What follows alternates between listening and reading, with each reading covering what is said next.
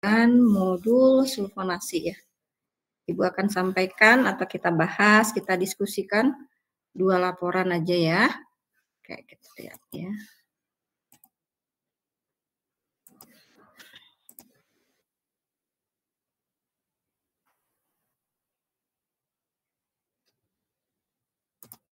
Oke. Sudah kelihatan ini? Laporannya kelompok 3 1B ya, atas nama Eliza Nazwa, Natakusuma, Fauzi Handian, Hasna dan Iman ya. Kita lihat ini sudah dari judulnya, kemudian tujuan praktikum ya, karakteristik, kondisi operasi. Oke, ini prinsip dasar praktikum. Jadi ini saudara sebenarnya boleh saja mengambil tinjauan pustakanya dari Jobsit ya, boleh saja. Tapi akan lebih baik kalau misalnya saudara tambahkan juga dari literatur lain sehingga bisa memperkaya laporan saudara ya.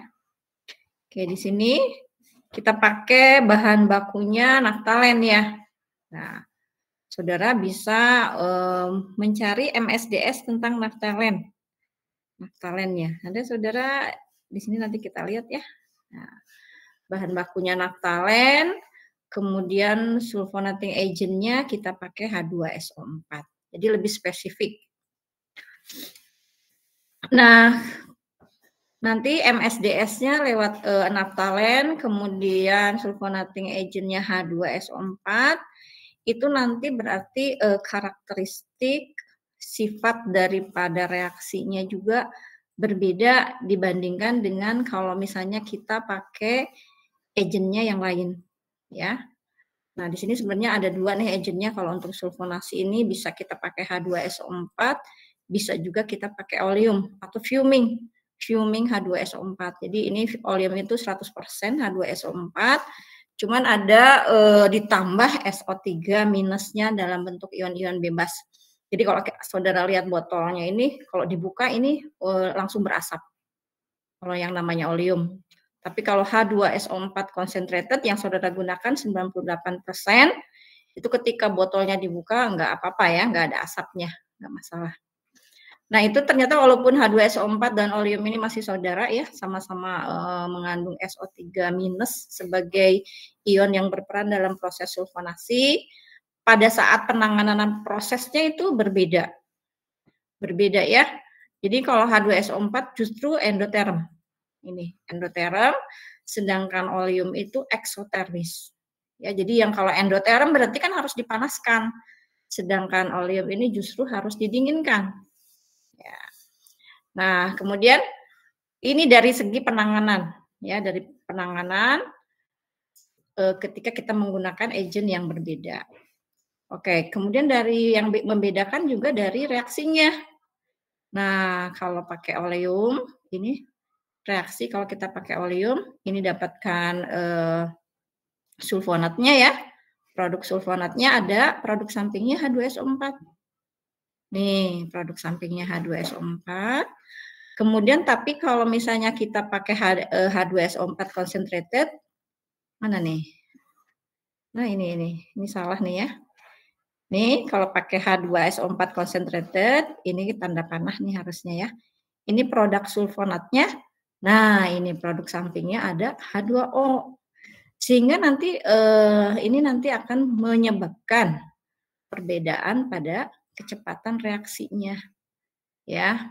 Nah, kayak kita fokus saja pada penggunaan H2SO4 sebagai agentnya. Ya.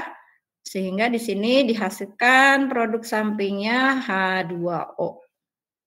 Nah, karena produk sampingnya H2O, makin lama seiring dengan terjadinya reaksi sulfonasi, maka kadar H2O juga akan semakin tinggi. Nah, sehingga nanti ini akan mengencerkan si H2SO4.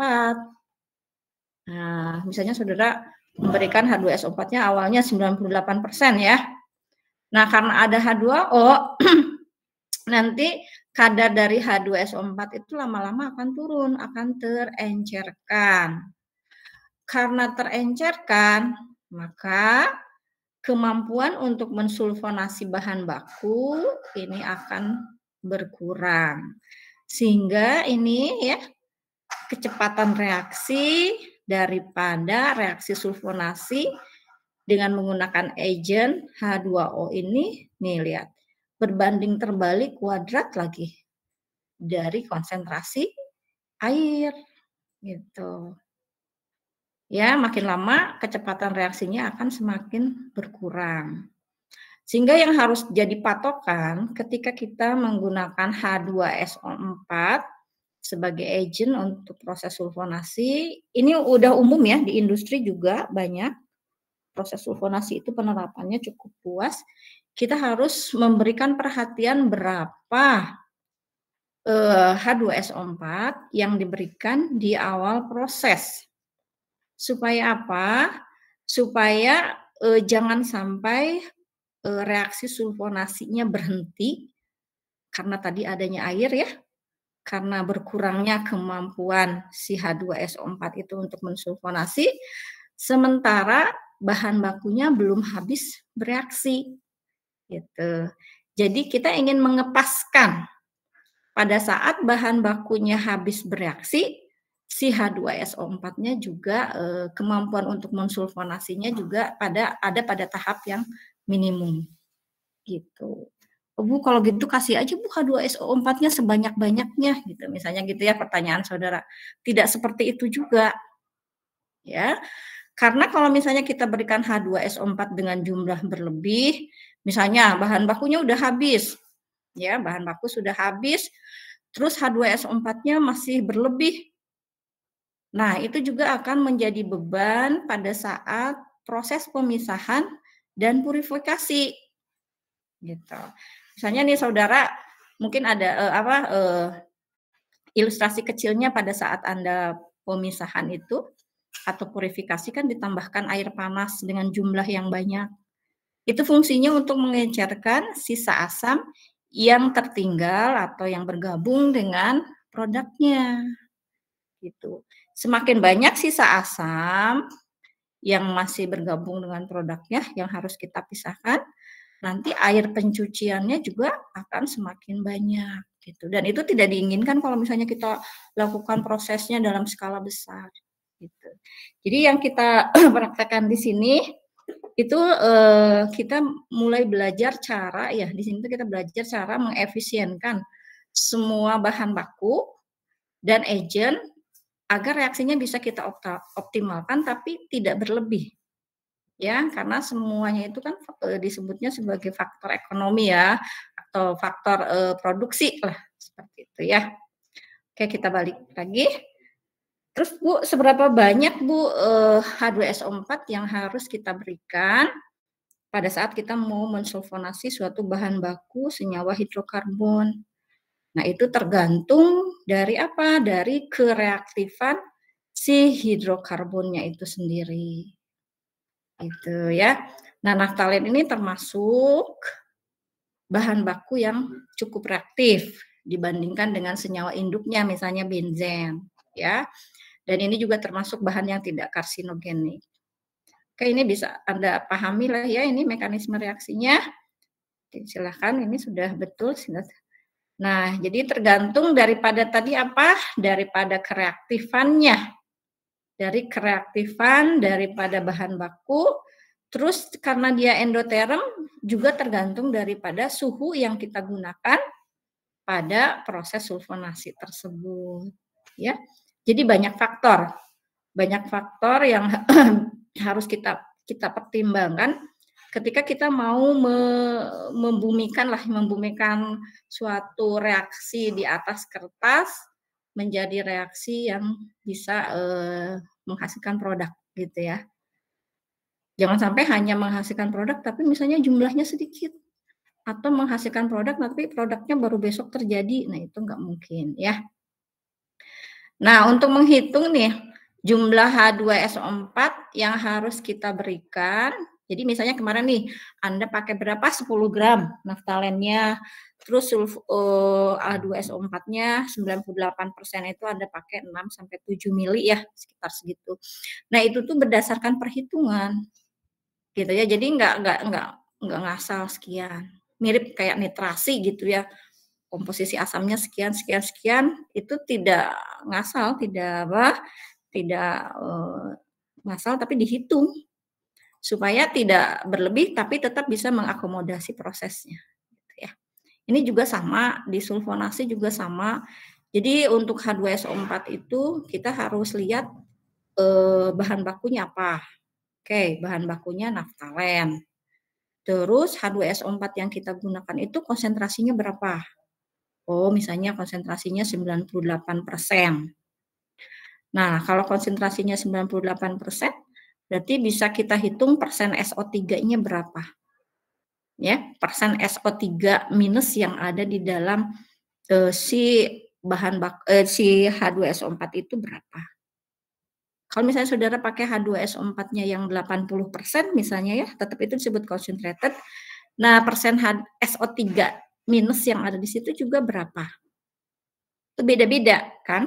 Nah, itu ya. Sehingga nanti di sini muncul nih rumus kayak gini.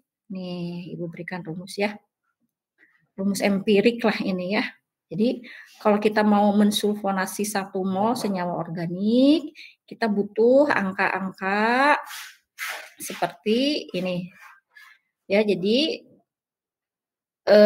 X adalah berat asam dalam gram. Jadi berat asam dalam gram yang dibutuhkan untuk mensulfonasi 1 mol senyawa organik itu tergantung dari harga pi dan harga alfa.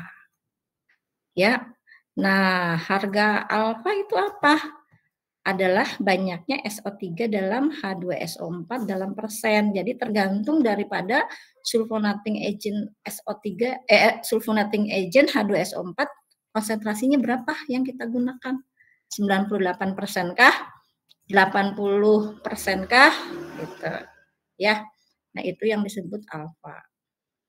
Nah, kemudian ada yang harganya pi. Nah, pi ini contohnya nih, nilai pi itu tergantung daripada si bahan bakunya.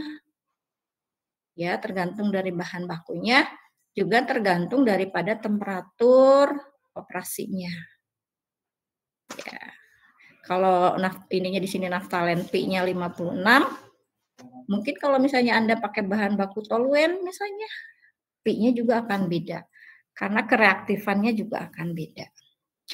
Nah, harga pi ini menunjukkan apa? Menunjukkan konsentrasi SO3 minimum di dalam campuran reaksi, ya di dalam reaktor itu ketika reaksi sulfonasi itu bisa berlangsung, masih bisa berlangsung.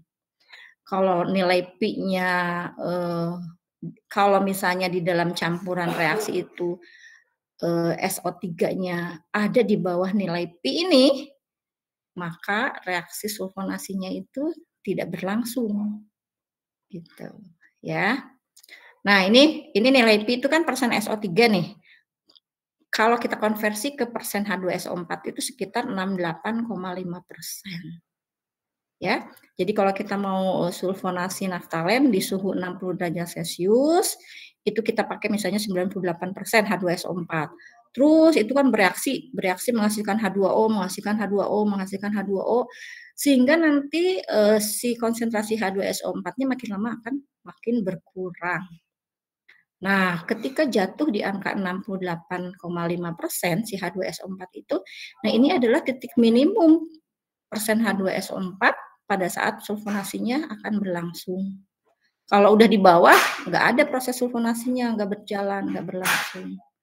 Nah, gitu. Nah, ini berarti harus kita jaga kalau kita kondisinya batch ya.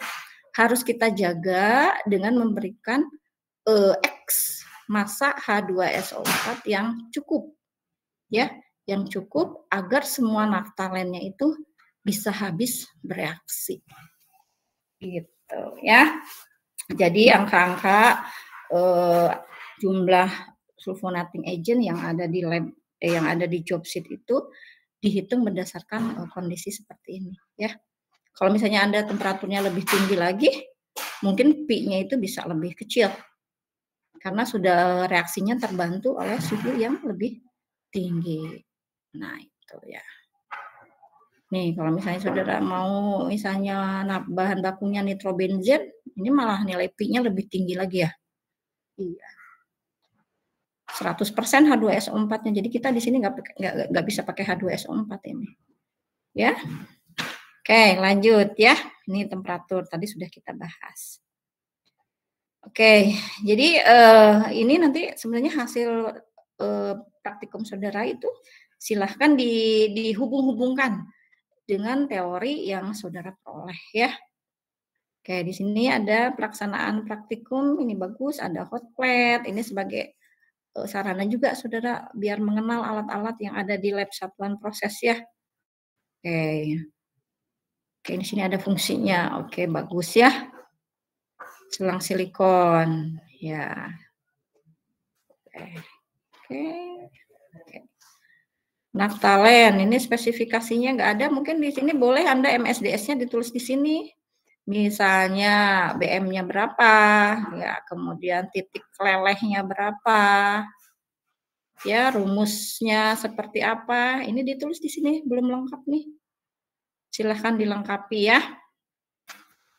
Dilengkapi atau nanti pas ini selanjutnya atau pas Anda laporan selanjutnya, ini udah bagus kayak gini ya, bahan dan alat, tapi spesifikasinya belum lengkap. Rho-nya berapa, misalnya untuk bahan-bahan yang liquid ya, Rho-nya berapa, titik didihnya berapa, kemudian penanganannya berapa. Jadi ya lebih bagus seperti ini daripada misalnya saudara masukkan kopiannya MSDS. Jadi diringkas. Ya di sini sedikit-sedikit aja. Kalau misalnya Anda ini sempit, ini boleh pakai fontnya kecil-kecil nggak masalah. Ya. Karena nanti bahan-bahan kayak H2SO4, etanol, ya diklorometan ini bahan-bahan yang sering digunakan di teknik kimia, ya seperti itu. Kemudian pelarut diklorometan di sini, titik didihnya terutama dilihat sifat-sifatnya, ya. Nah, ini nanti kemarin mungkin bisa saudara lihat bahwa diklorometan ini kan fungsinya untuk melarutkan ya, melarutkan si naftalen. Karena naftalen itu kan fasanya padat. Nah, fasanya padat, naftalen 10 gram, terus H2SO4-nya 7 mili. Jadi jauh banget ya. Jauh banget ketika kita mau mengaduk itu susah mencampurkan supaya homogen itu susah. Sehingga nanti reaksinya lambat. Nah, diberikan diklorometan itu fungsinya untuk melarutkan si naftalen. Nah, ketika larut, naftalennya itu akan menjadi partikel-partikel kecil sehingga mudah bereaksi dengan H2SO4. Cuman pemilihan pelarut itu syaratnya adalah nggak boleh ikut bereaksi atau pelarutnya harus inert ya. Terus inert, jadi nggak boleh ikut bereaksi. Nah, kemarin kan ada berapa ini titik didihnya 40 derajat Celcius. Nah, berarti harus dipasangi kondensor. Karena saudara kan kerja di penangas di temperatur 80 derajat Celcius ya. Nah, otomatis ketika dimasukkan diklorometan, di situ kelihatan diklorometannya langsung melarutkan naftalen, tapi sekalian mendidih juga di situ kelihatan ya, mendidih si diklorometan. Karena kan titik didihnya sekitar 40 derajat Celcius. Makanya dipasang itu kondensor. Sebenarnya lebih bagus kalau misalnya kondensornya itu dihubungkan dengan water bath yang diisi air es ya, diisi campuran air sama es. Sehingga kemampuan untuk mengkondensasinya juga lebih bagus ya. Kemudian ini boleh keselamatan kerja untuk diklorometan ini seperti apa? Dituliskan di sini ya. Karena kemarin ada kejadian apa? Pas masuk memasukkan diklorometan mungkin kehirup diklorometannya, sementara yang memasukkannya juga kurang fit, itu kan bisa sampai pusing. Ya untungnya cepat dipegang sama temennya. Nah, itu harus hati-hati ya. Nah, ini kemudian etanol dan sebagainya, ini boleh ditambahkan spesifikasinya ya. Prosedur kerjanya, Ya, ini udah oke. Ini bagus saudara nggak ngejiplak dari Jobsit tapi bikin sendiri ya. Ya, bikinlah sesuai dengan yang saudara kerjakan di lab ya. Jadi Jobsit itu hanya pegangan, tapi kondisi realnya di lab boleh saudara masukkan di sini ya. Oke. Oke. Ini tambah lagi uji titik leleh sama yieldnya ya. Uji titik leleh dan berat kering produk naftalen sulfonat. Ini tambahin di sini. Oke, ini desain reaktor. Ya, ini. Oke, ini kemudian keselamatan kerja. Ya. Oke. Nah, nanti ini di sini MSDS-nya ya. Ya, bolehlah ya. Berat molekul ini oke. Dipisah ya yang ini ya.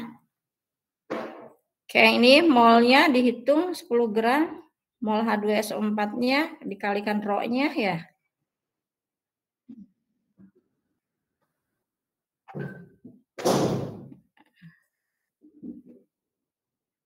Ini 0,11 mol, oke. Udah dikasih 98, oh ya, udah dikali 98% ya. Nih lihat ya, ini kan di reaksinya nih 1 mol naftalen ditambah 1 mol H2SO4 jadi 1 mol produk sulfonat ya, naftalen sulfonat. Nih lihat nih di sini. Ternyata ketika kita mau mereaksikan tidak pernah di dalam industri ataupun di yang praktek itu diberikan 1 mol, nggak akan pernah. Kita selalu memberikan H2SO4-nya tuh agentnya itu dalam kondisi yang berlebih. Ya, kenapa? Karena nggak akan jadi kalau diberikan 1 mol, gitu. Jadi harus diberikan berlebih ya. Sehingga nanti kita akan mendapatkan H2SO4 sisa. Ya. Oke, mungkin nanti H2SO4 sisanya akan terencerkan oleh H2O yang di sini. Ya, karena kan tadinya nggak ada H2O-nya, terus terbentuk H2O. Oke. Ini secara teoritis 14,7 gram. Ini 46,4% yieldnya ya. Ini termasuk bagus nih. Kemarin ada yang 10, ada yang 35, ini saudara 46,4. Ini termasuk bagus ya. Nah, nanti untuk melihat itu dilihat dari titik lelehnya melting point ya. Cuman kemarin melting point-nya tidak bisa masuk, tidak bisa dijalankan ya, rusak. Anda boleh lihat di literatur melting point daripada naftalen sulfonat itu berkisar di titik berapa. Kalau nggak salah 77 sampai 79 derajat Celcius ya.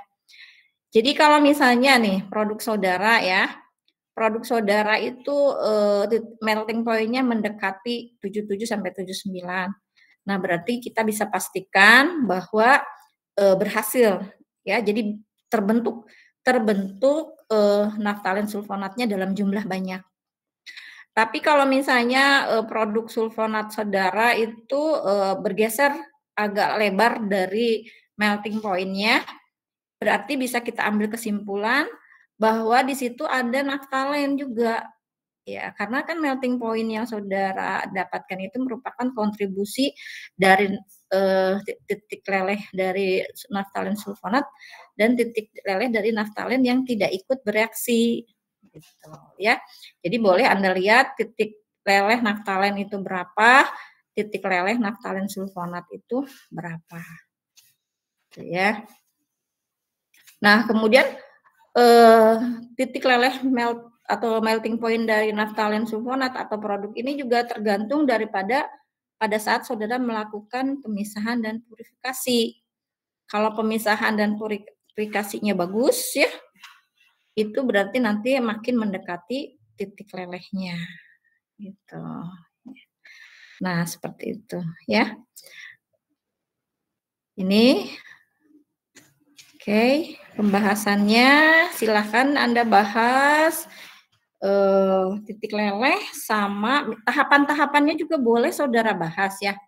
Karena itu sesuai dengan tujuan daripada praktikum itu kan Anda lihat mempelajari tahapan-tahapan yang harus dilakukan. Misalnya kita harus menunggu dulu suhu daripada si reaktor itu atau di dalam reaktor itu mencapai suhu yang kita inginkan gitu. Jadi nggak bisa misalnya suhunya masih rendah terus kita masukkan H2SO4-nya, tidak seperti itu.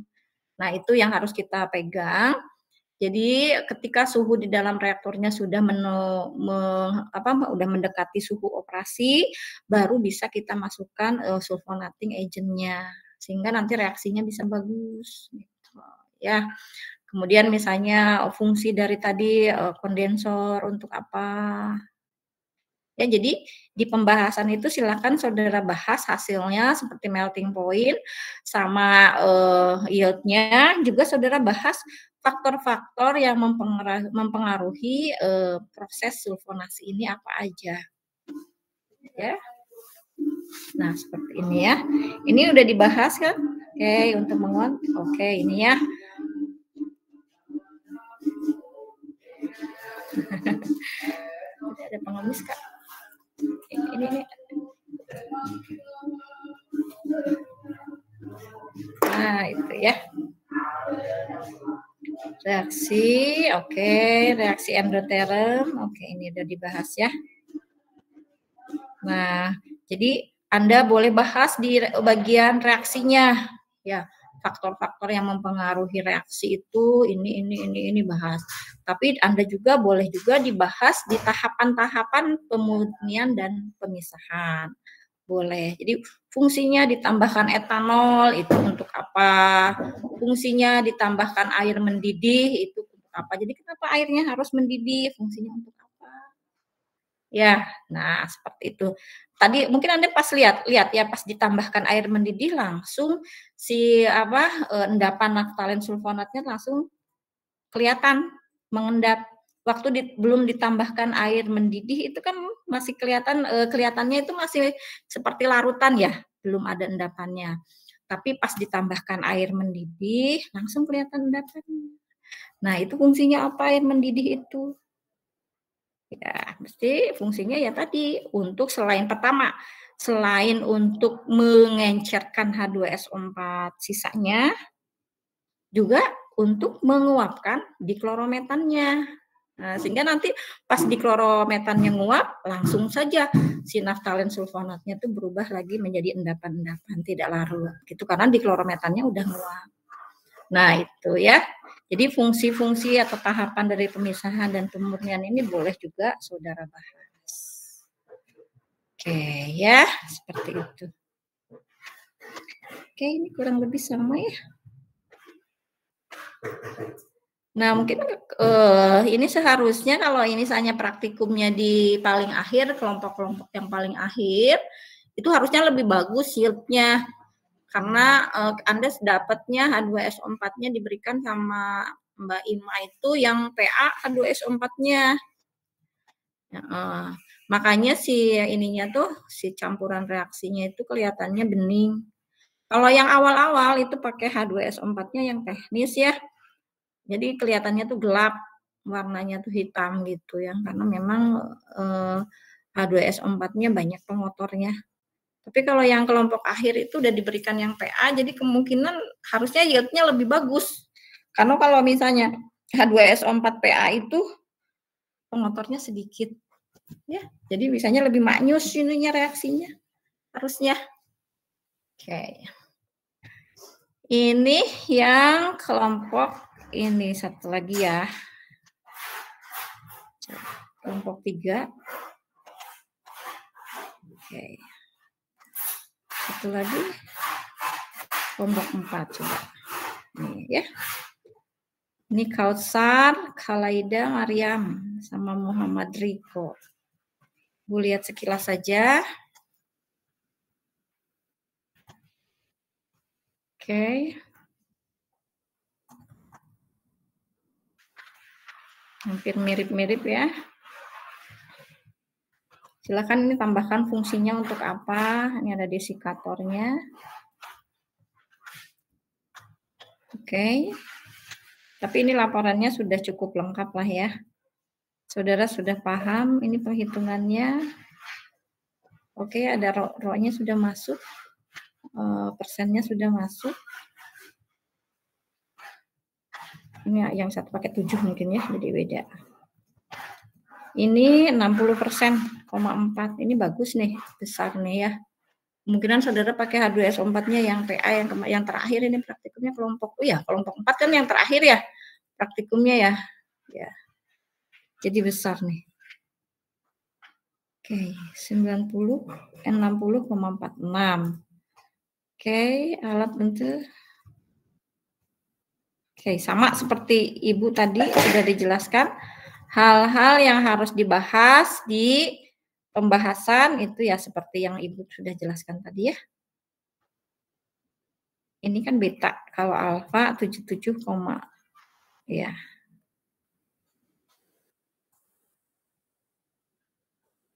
Nah, ini disebabkan oleh proses purifikasi yang tidak sesuai dengan semestinya.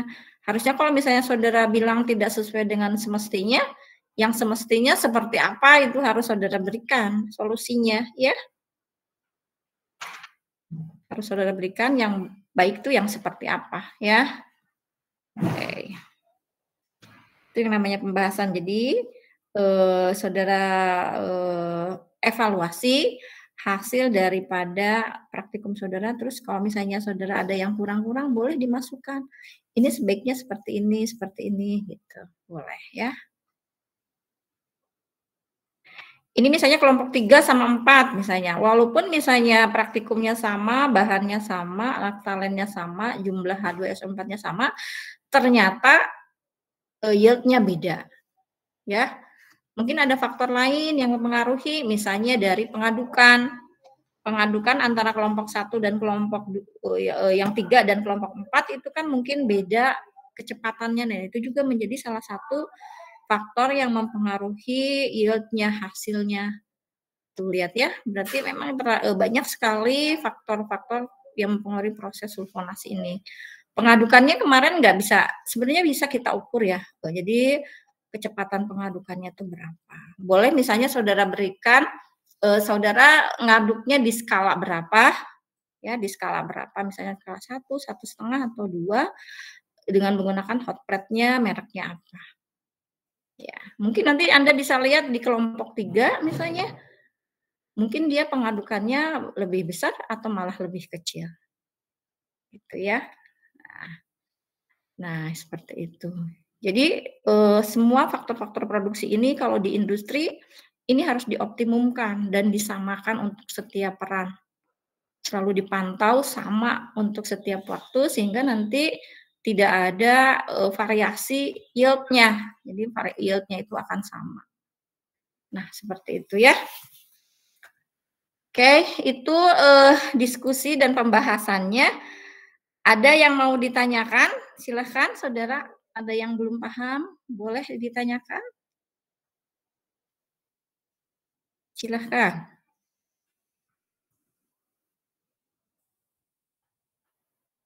Ada yang mau tanya? Cukup jelas? Ini semua sudah memasukkan laporan? Sudah? Semua kelompok laporannya udah masuk ke belum? Ibu belum sempat ngecek soalnya.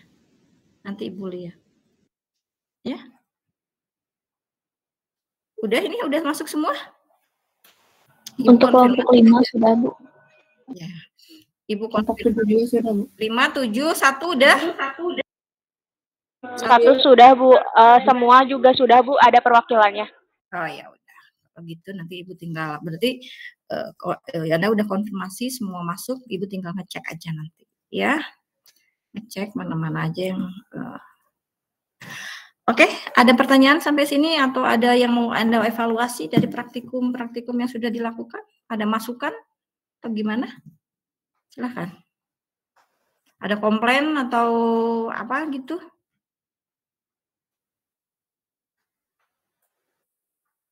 Cukup.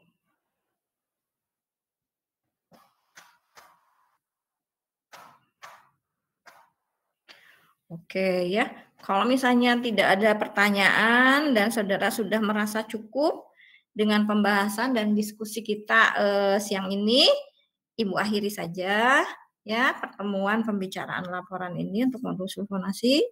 Assalamualaikum warahmatullahi wabarakatuh. Setelah ini ada pengantin ya? Ya, ada pengantin. Oke, nanti saudara tunggu saja pengantin ya, silahkan dihubungi. Oke, Ibu izin live ya? Baik Bu, terima kasih Bu. Ya.